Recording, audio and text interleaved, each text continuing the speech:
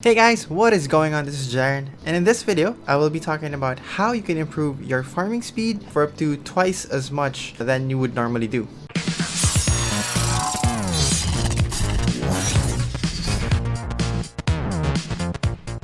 A lot of people have been asking me for some farming tips, leveling tips, and whatnot, similar to those, and I could give you guys some sort of list, like go here, do this, do that, but I would rather share with you guys how I think, what I think about whenever I try to farm a specific item or a specific monster. But before I continue with this video, I will be putting down in the description below a link for a poll so you guys can vote which guide do you want me to make for my next video. I will be making a job guide videos for each and every class, and the highest votes will be the first ones that I will be making. Be sure to check out the description below and vote for your class that you want me to make. To continue with this video, the first thing that I would think of is what do I get for farming this monster. So usually you would check out monsters that is within your level, so it depends on what level you are. So you can check out these monsters right here. Just take a photo and you will see the details of each and every single one of them. So if you want to farm a specific item, check these monsters out and explore the map, take a picture, and see what monsters drop some items that you will need. That's the first thing that I would check out, and eventually once I have brought down the list of monsters into 2 or 3 monsters, then I will consider which one of them I will go. So let's say I want to farm for glass beads. Glass beads are actually a nice item right now since they sell, the monsters are within my level, and they're quite easy to farm. The few monsters that drop glass speed are Orc Archer and High Orc. So these two will provide me the item that I need or that I want to farm. Then I will just choose between which one of them do I want to farm. One way so you can check out what monster drops the item you need is you can go to exchange. Then you can go to items. Maybe if you're looking for a material, a specific material. So let's say, let's continue with our example of glass bead. Then click on this icon, then click on acquire, then you will see which monsters drop the item. So as you can see, it listed down all the possible monsters that I can get this item from. The symbol right here means that these are mini boss, so you don't want to farm from those. You would want to farm from normal monsters. So again, my two options are Orc Archer and High Orc. So now let's check out their stats. What do you want to look for in their stats? The first thing that you want to look at is property. So you can see that Orc Archer is Earth and High Orc is Fire. So just with the property, they are already both different. Now let's check further with the stats. The second one you can check is the race, size, and the defense. So if you're a physical user, check out the defense, this one right here. If you're a magic user, check out magic defense, which is right here. So let's check this out one by one. So High Orc, the race is demi-human, the size is large, and the defense is magic defense is high, magic defense is low. So right here I can say that maybe a mage can do well against a High Orc because the magic defense is very low, and a mage can easily use a cold bolt to counteract High Orc. But if you're a physical user, let's say you are an assassin using dagger, if you're using dagger, the fact that the monster is large already gives you a disadvantage because daggers are weak against large. Let's get into those specific details. So first off, let's talk about the property. Right here is the property table. This table I have found in the internet. I'm not exactly sure how accurate the values are. I don't think the values are completely accurate, but they are accurate in terms of whether your damage is stronger or weaker against this specific property. In this table though, one property is missing, which is the Ghost. So Ghost, I'll just mention it. Ghost is only weak against Ghost, and that's it. So here we have multiple properties. We have neutral, water, earth, fire, wind, poison, holy shadow, and again Ghost. So as an example right here, water is just 25% of water. So if you're gonna use a water spell against a water property, that is gonna be not very effective. However, if you do use your water spell against a fire monster, that is gonna be very effective. So the left hand side here is the your property attack, and the top part is the monster property. So another example, if you're gonna use fire spell, using fire against water is not very effective. However, fire against earth is very effective. So that's basically it with the property. So let's move on with the next one. The next one is size. Again, the size is medium, and the size here is large. So I'll just put up the table again here for the size modifiers.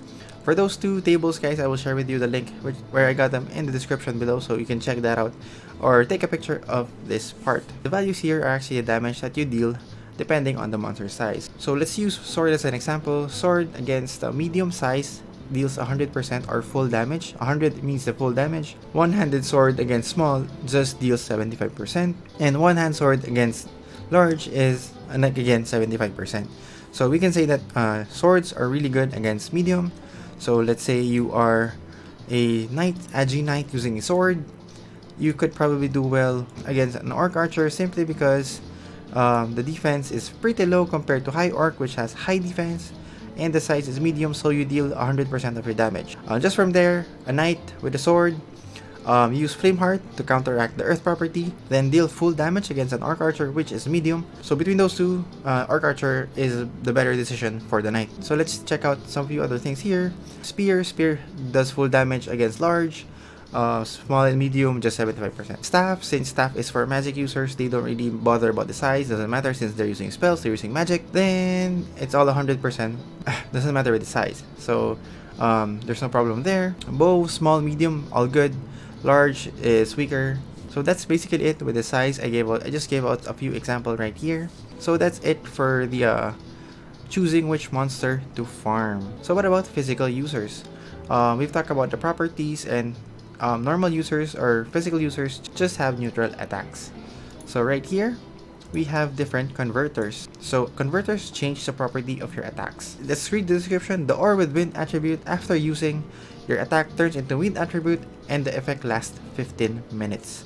So for that 15 minutes you have wind property attack, and you can see the price here is 3,000. It's pretty cheap if you ask me for 15 minutes. This one is wind, so Flame Heart for fire, Great Nature for earth, and Mystic Frozen for water. Mystic Frozen is quite expensive because there are a lot of fire monsters being killed, so Mystic Frozen is quite a high demand of an item. So that is it for changing the property of your attacks. So what is next? The next one is using food. Food increases your damage, actual damage output by 10% depending on what your class is. So let's check out the food store. So the food shop here, Int Dish increases your damage by 10%. Then Agi also helps you if you are an auto attacker. It increases your attack speed by 10%. Strength Dish helps you by giving you 10% melee damage. Dex Dish gives archers 10% range damage, or archers or rogue bow users basically. And Luck for those crit types gives you 10 crit. So you can utilize these items. They last for 30 minutes. For 5,000, I think is a fair investment.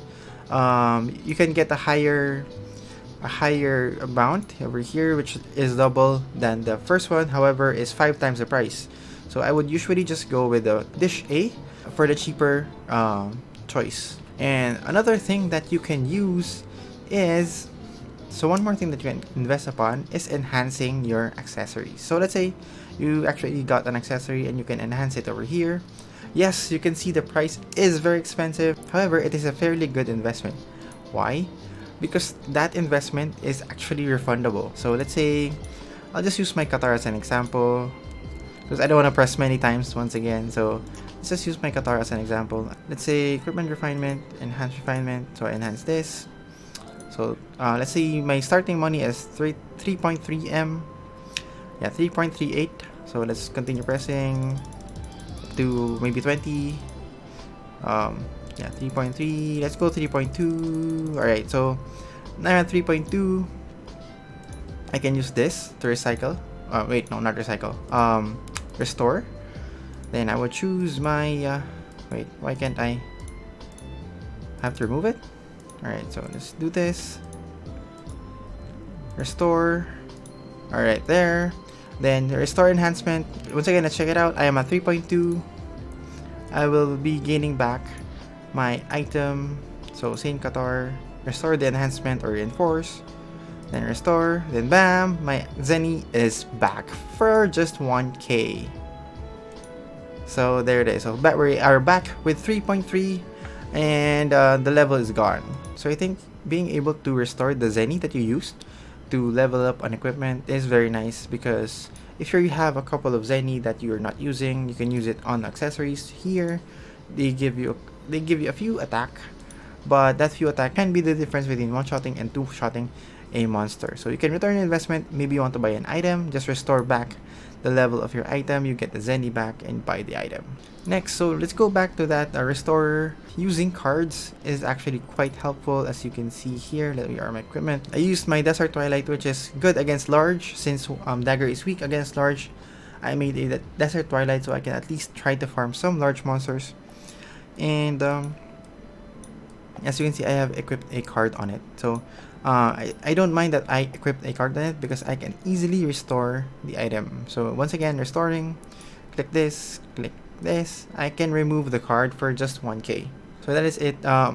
Again, removing a card for 1k is fairly cheap, so you can maybe check out some cards that increase the damage. There are a couple of cards that increase damages, depending on maybe size, depending on property, and depending on race. So those are the things that can modify your attack into a higher damage. One more thing that I want to add in is using food, which is this one. So you can check out a lot of different food that can help you into doing more damage. So maybe getting this type of dish that gives you some magic attack. There are a couple that can help you with your casting. So let's try to see if I have them. Right, so I have one here. This can help you reduce your cast delay by a couple of milliseconds, and not a big deal, but it is something, I guess. So another thing is ignore def. So this is one more thing that you can check out. Be sure to cook this food. If you are a physical user, you can cook foods like this, which ignores some of the defense, that gives you some attack. That can help you to reach like maybe just killing a monster within 5 seconds, or maybe killing him within 4 seconds. Maybe killing him with one skill, which is really good. That's gonna be really fast. Again, kill per minute is what we're talking about here. Kill per minute is a very huge thing. You only have 300 minutes or 360 minutes if you add in the music box of full rate. So investing a couple of thousand, like investing maybe 10,000 or 20,000 of Zenny, but being able to farm like 100,000, 200,000, 300,000 of Zenny at this point in the game is really nice. And you'll be getting loots, you'll be getting equipments which you can sell, and whatnot. So kill per minute, huge thing, very very important. That's what I focus on since the beginning. I want to be utilizing every single thing that I can think of to increase my damage into reaching that goal to one-shot a specific monster that you are farming. So once again, maybe 5 seconds or 4 seconds per monster is really nice. Going beyond that, maybe 10 seconds or 15 seconds to kill a monster is not very efficient if you ask me. Again, it's just my opinion, but yeah. That is it, guys. I hope I was able to point out some things which you did not consider back then, or maybe you did not know that how it works, or maybe something like that. Yeah, so I hope you will be able to farm twice as much than you did before, and maybe apply 1 or 2 of these things when you are farming. So yeah, that is it, guys. Once again, check out the description for the poll if you want to vote for which class you want me to make complete guide, leveling stats and farming stats. They will not be for PvP, because PvP and PvP stats is a whole different thing. There are a lot of different things to consider in terms of PvP. So I'll just be focusing on farming guides, which items to pick up and whatnot, and different probably different builds and whatnot. So that is it, guys. Thank you guys for watching. I hope you like this video. Please hit that like button if you like this video, and hit that subscribe button for more videos, and I will see you all next time.